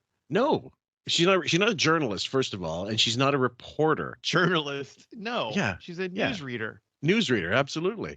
So the next bit of that clip, guys. Howard really wanted me to jump into the show whenever I was around, and I just didn't get it. He kept nagging me until I finally started doing what he asked. I started flipping on the switch for my mic whenever I walked into the studio. I had never felt so wanted before. I decided to become the best darn sidekick Howard could have. To do that, I needed to know everything about him. So I attached myself to him like a barnacle. After the show, we'd have lunch together. We'd spend hours on the phone, bolstering each other's spirits, trading information, and discussing philosophy. Next thing you know, Howard was no longer saying I, but started every story with me and Robin. The only possible obstacle I saw on the horizon was Howard's wife. I was deathly afraid I wouldn't like her, but right from the start, I thought I liked her more than I liked him. She was lively, vivacious, warm, and a lot of fun to be around in her own right. In a very short time, the three of us would become fast friends. We started seeing each other even on the weekends. We're not going to go further into the Robin book, guys, but I did want that just to color a little bit of what the scene was like back then. And I mean, if we did go into further in the book, we'd have to go into the reading again and redo our own really already amazing work that's been undone by some really childish shitheads at another site. And she was desperate. It wasn't like we became fast friends. She had no friends. Right. They didn't know anybody in that town either. Right. You know, they just happened to be all around the same age. Yeah. This is a marriage of the desperate. Yeah. Yep. Yeah.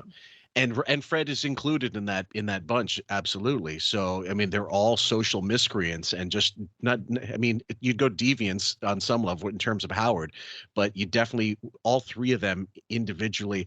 I suppose if you had to pick any one of them separately at a party to go talk to, it might be maybe Fred if you wanted to talk music or something, and he might be the most normal of the bunch. But even then, I don't think it would take long for you to figure out this guy's a little fucked up. Yeah. Yeah. I would not want to talk to any of them at a party. you listen, you when you said I canceled my subscription, I go, no, this is like the end of an era. Like, it's that bad that even Ben doesn't want to document this nonsense? Or did it dovetail into you losing your Twitter account as well? Oh, that's part of it. Oh, yeah, that's definitely part of it. If I didn't have a platform to react to it, why am I listening to it? You know, I'm not just going to sit there and shout at the wind, this guy's lying. Yeah. So that was definitely a big part of it. Yeah. And I mean, I didn't want to start over and create up some new Twitter account and just tweet out into the wind. But it's ironically enough, now it probably wouldn't have happened. Probably not. And it should not have happened because I was suspended for describing what Howard did. Yeah, and absolutely. He's not his blue check mark wasn't taken away. No. It's the times that I've ever had my account suspended, it was describing what he just did. Right. Next clip, guys. Chapter 7, Part 3. I would like somebody to open my skull at this point. I introduced them, and there are a lot of stories about how they truly met, and I don't know where people come up with these things, but I'm the only other person who was there. We all had lunch together, and they hit it off right away. And we talked about Robin's past for one thing, and Robin had been a nurse. She worked for actually a very prestigious shock trauma center in Baltimore. And she went and she joined the Air Force. And I said, Robin, why on earth would you join the military? She said, well, I thought it couldn't possibly be as bad as they said it was, which is kind of an odd reason to go change her career, I think, but that's what she did. Yeah. So she started talking about some of her experiences when she was working in shock trauma, and talking about how one day they cut the wrong guy's skull open to do brain surgery, and she was laughing, and Howard thought it was great, and so I could tell they would really hit it off. After seeing them together, I thought that they would make a good pair, and I got them both to work together. That's amazing. Oh, we cut the wrong guy's skull open. Ha ha ha ha ha ha ha. It's gallows humor. I'm only laughing because it sounds psychotic to laugh about it, really. Yeah. Wow. I mean, and I guess I'm psychotic, I suppose, but I'm laughing more at the. No, I know what you're saying. You're laughing, Force, but also laughing at the whole Air Force thing. Because I'm laughing at her laughing at, oh yeah, we cut the wrong guy's skull open. Right, exactly. What a story. You wouldn't have even been anywhere near that. Yeah, she wasn't performing any surgeries. Well, that was it, and also the story, the way the story went in her book, she was hungover and didn't think she could get rid of the recruiting officer for the Air Force, who was calling like the way a telemarketer would, join. And she said, I couldn't get rid of her, so I joined. In my drunken haze, I didn't know what I'd done. So again, it's not me. It's fine. the I'll join. I'm going to blame alcohol. I'm going to blame the alcohol, the bottle, and her persistence. It's not me saying yes. I mean, it's like I said, whenever in the education of Robin, she blames the U.S. government, the public school system, her parents, and so on and so on and so on for her being overweight. Yep. Nothing to do with choosing to eat fattening, high-calorie foods. Yep. Next bit, in large guys, quantities. is the rest of chapter 7, guys, is mostly stuff about her, and we can read a little bit of it, but just for example, on page 64. Third paragraph. Don't ask me about my parents, she remarked on Howard's show. Another time when Howard was being scolded by his mother on the air for calling Ray a Hitler, he said, boy, that's nice compared to what Robin calls her mother. And further along, fifth paragraph. You want to read that one? Kids would say to me, why do you laugh so much? What is so funny? She explained to the Amsterdam News in 1984. And I would tell them, why shouldn't I laugh? I suppose it has a lot to do with nervousness. It's a nervous reaction in some instances. It's a nervous reaction in virtually all instances. Yes. It's a survival tactic. Mm-hmm. You know, you do that and you're ingratiating yourself. You're presenting yourself basically, laughing and laughing and laughing. You're saying to them, I'm submissive to you. Yeah, it's rolling over. A lot of the information is it's taken directly from Quivers of Life. So anybody who wants to go through that, by all means, go ahead. But it says she wanted to see she thought she was seeing the world by going into the Air Force, but she was stationed in let's see, where was Ohio? Dayton, Ohio. Yeah. And then it goes on to the next page, 66. Then it talks a little bit about her job opportunities in Baltimore at the radio stations. She really worked hard on her research, says Mike Golden, another WFBR associate. It says at the last paragraph, second last paragraph, Julian Golding, these are people that she's worked for. Rose Earl Julian was a colleague. And other co-workers were surprised when Robin left a serious job in order to hook up with the wacky Stern. Their unanimous recollection of Robin's bubbly personality and sparkling giggle touched on elements that the newly formed team at DC 101 may have considered even more important than her news-gathering abilities. To equip her further with the role of Howard, she had experience doing the news report at WFBR during the wake-up show of Johnny Walker, whose talent for double entendre and insult outraged Baltimore officials who were targets of his barbs and earned him high ratings. Her ability to interact with a controversial personality would serve her well. So now we're going into chapter 8, guys.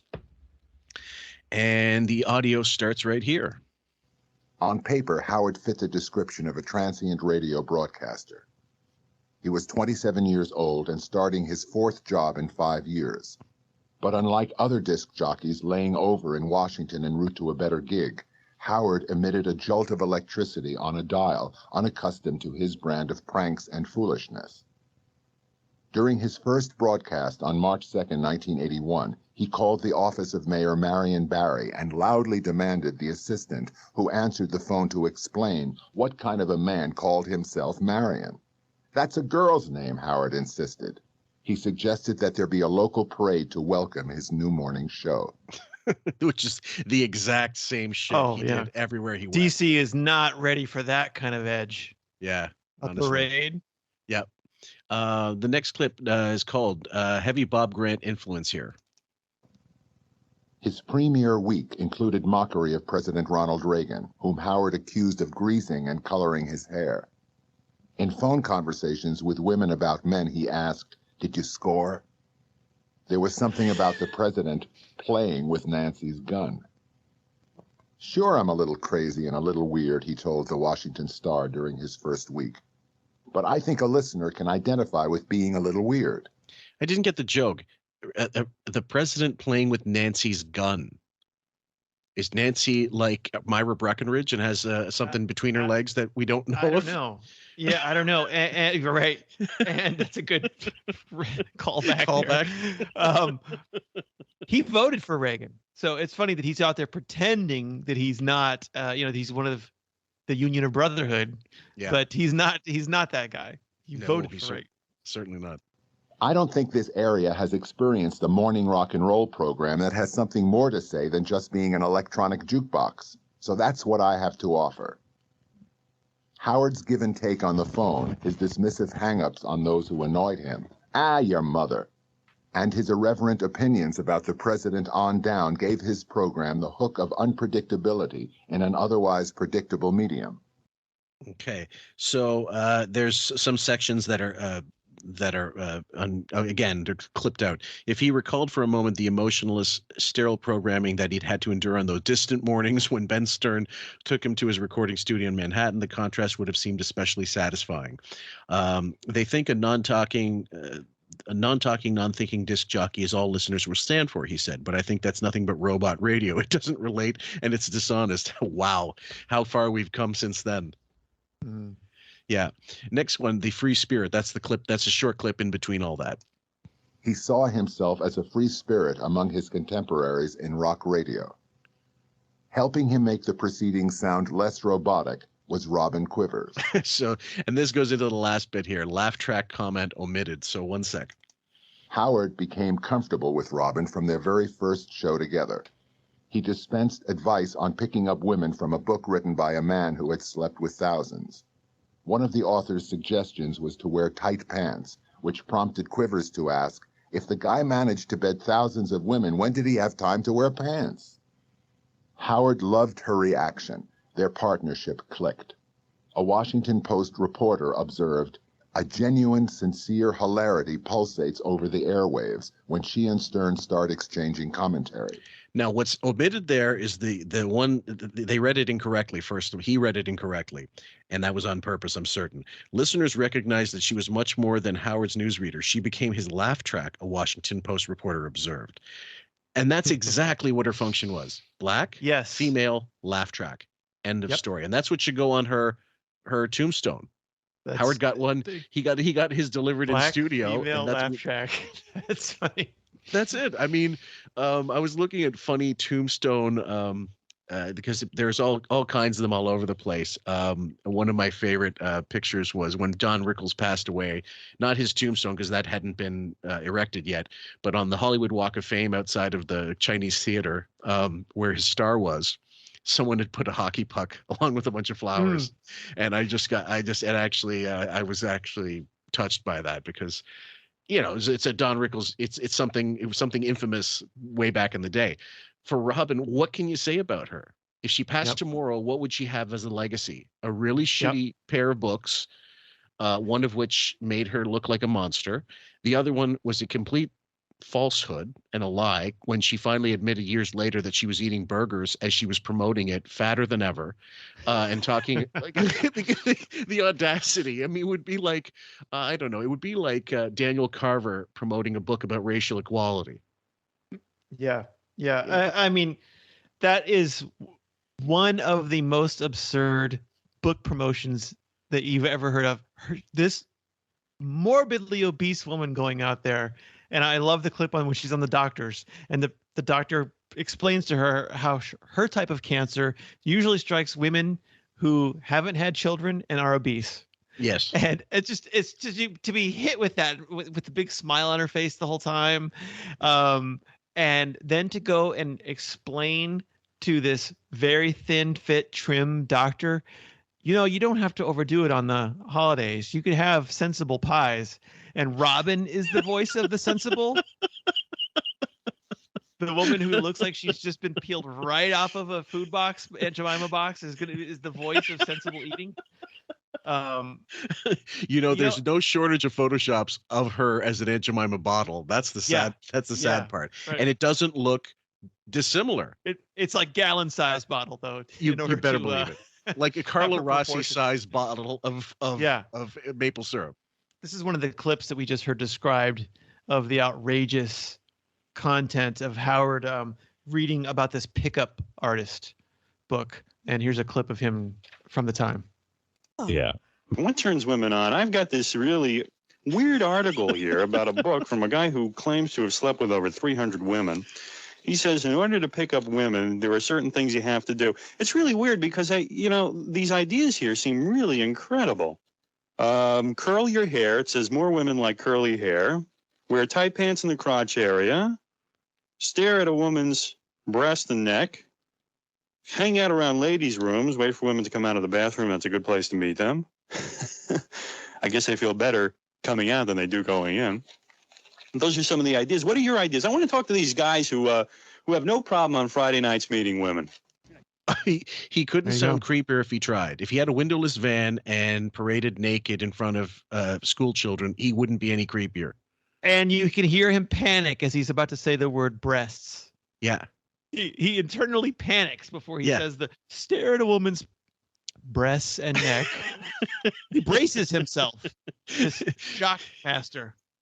What was her name? Andrea Martin from SCTV used to play a character called, I can't remember the name, but it was Dr. Cheryl Kinsey. So she was playing like a sex doctor, and every time there'd be like a word like, and the groin, she would shudder. She would just shudder every time. So that reminded me of that a little bit, and that's a great compilation. His voice through the years. So my question to you before we close this one off. James J. Santi, one of our co-hosts, he believes that the high pitch was really his nerves early on, and that he naturally does have some type of like a baritone, like my type of voice, I suppose. But I'm not so certain that it's not all an affectation, because you heard the earlier that John Lennon broadcast. He's clearly putting it all on. And I don't think there's anything. There might be a way to base up his voice even with that old technology, but mostly I think it's him going, deliberately slowing it down. Yeah, to sound bassier. We've heard high pitch Eric put on a fake deep voice. It's possible. Yes. Yeah. So it's a good reason why Howard doesn't like to engage socially very much. It's a hard act to keep up. This fake voice. So it's why he never sounds the same on two different microphones. Well, do you agree then, for example, that when he that it's nerve? I don't think it's nerves.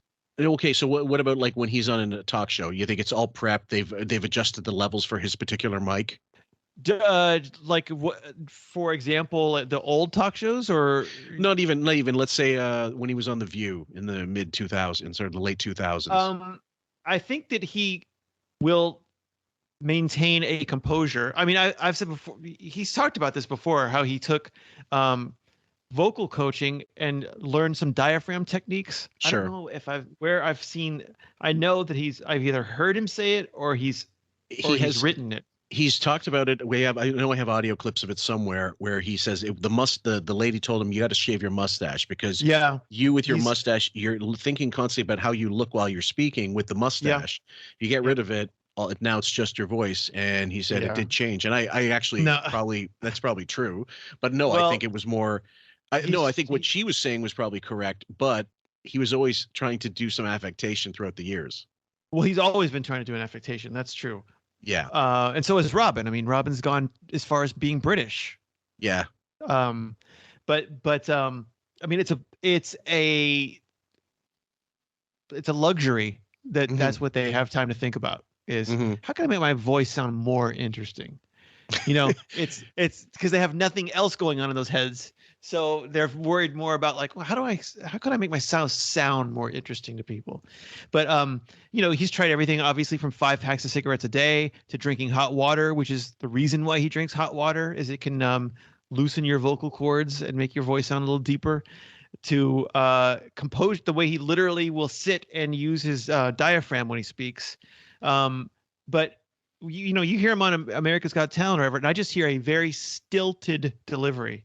It's very measured. It's a performance, and his voice cracks more than anyone I've ever heard. Well, here's a man who's going to be 70 years old and his voice still cracks. Yeah, the later Letterman segments are also very telling, and in fact, the Netflix interview that he did with him. That's where his fake beard, and you can hear him really, really struggling, and then in that awful Ben voice that he can't even do, couldn't even do anymore. Yeah. I mean, it really none of his peers ever believes him. I mean, I remember Seinfeld saying, like, your voice has changed. Your voice used to be, and he goes, yeah, well, I was nervous you were nervous for your first 20 years on radio. One of my favorites was Bill Burr telling him, "Oh, is this the part where you go into you were beat up by black guys?" Yeah. We got a little bit more of the same clip, guys, and then we'll let this one go. As Robin saw it, The show's loftier purpose was to make listeners think twice about their words and deeds. Blacks in the Washington audience told me they liked the idea that white people were hearing exactly what they sounded like to black people, because they never listen to themselves, and they might not like what they hear, she said. Jesus, I'm not sure I quite get that, Robin, but... No, the black people were not talking to her. No. She was not talking to... Where would she find herself in conversation with black people? She avoided them. Yeah, it's a little... Yeah, when you quote Robin, there's always a bit of cringe involved. Guys, I don't have any more clips for today. We're going to stop this when it's at good length. Ben, thank you so much for sitting on this one. Sam, sorry you couldn't make this particular one, but that's okay. There's plenty more of the book left to go, and we've got loads of audio left to go. Yeah, exactly. But it's a good chunk, and eventually we'll get started on the Vegucation of Robin as well. So, any closing thoughts, my friend? No, I'm enjoying this. Okay, thanks, guys. Take care. We'll see you on the next one. And maybe in the future, Ben will be doing some things, again, not just the Vegucation of Robin, but some subject that interests him. He's going to be on for another, like a short episode or something on Patreon. So we love you. Take care. Stay safe.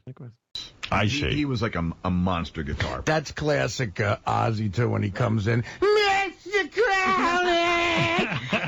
The video, he's like got the hands up. Yeah. I'm the devil. I'll take your kids' souls from you. Don't you think? Mr. Crowley! Don't you think Ozzy does that hands out thing because he's got like sort of a Christ complex? Well, probably. Now I think it's the listener.